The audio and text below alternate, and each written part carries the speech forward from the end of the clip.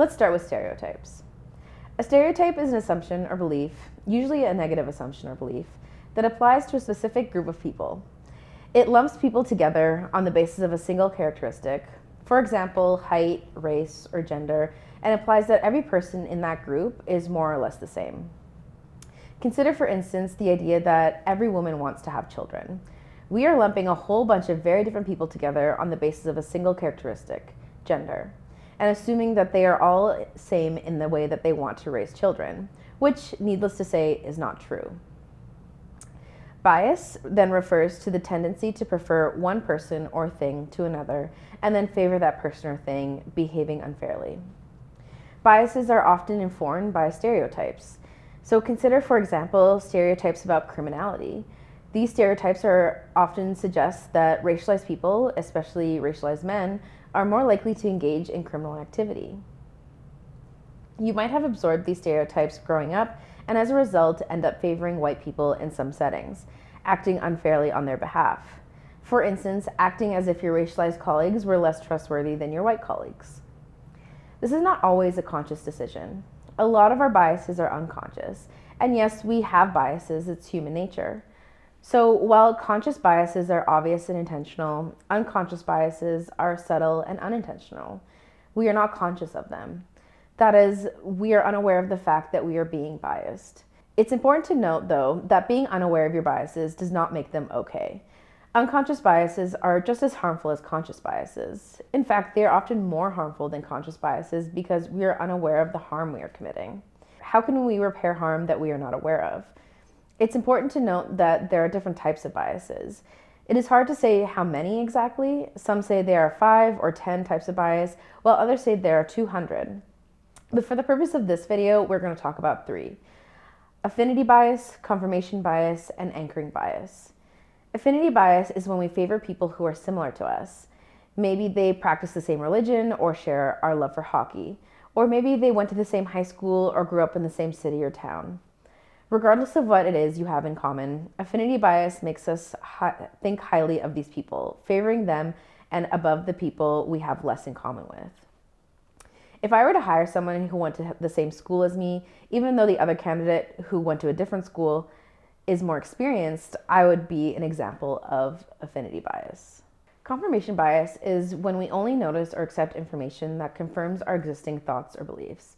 For example, if I were reviewing a resume and after noticing that the person who wrote this resume went to the same school as me, I only absorbed certain parts of their resume. That is, I ignored other parts of their resume without really meaning to, confirming my belief that people who attended this school are smart and capable. Anchoring bias is the tendency to rely on the first piece of information we receive, ignoring or not fully considering information that comes later.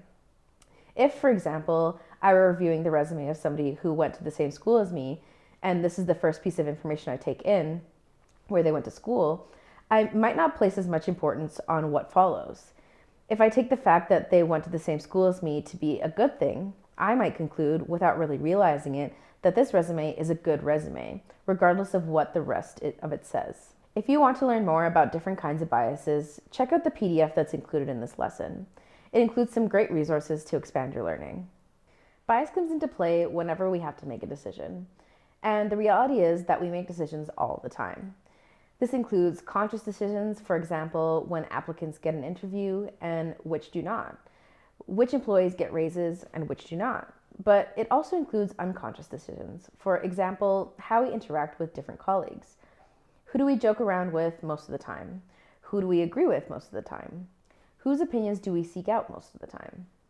Bias is sneaky. That is why it's important that we take the time to understand how it really works.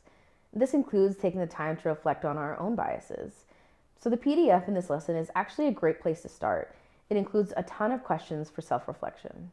But first, let's talk a little bit about the 3 Jedi Hub lenses: disability, indigeneity, and racialized newcomer status. There are stereotypes around all 3 of these groups. Stereotypes that portray them as subpar employees. Persons with disabilities are stereotyped as less capable or less intelligent than non-disabled persons. Indigenous persons are stereotyped as lazy or less hardworking than people who are not Indigenous. And racialized newcomers are stereotyped as less educated than people who grew up in Canada.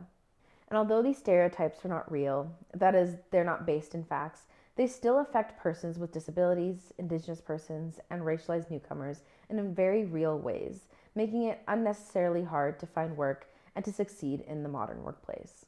These stereotypes are based on systems like racism, white supremacy, colonization, capitalism, ethnocentrism, and ableism, systems of oppression. We are going to talk more about oppression in an upcoming lesson. This brings us to the end of lesson 1.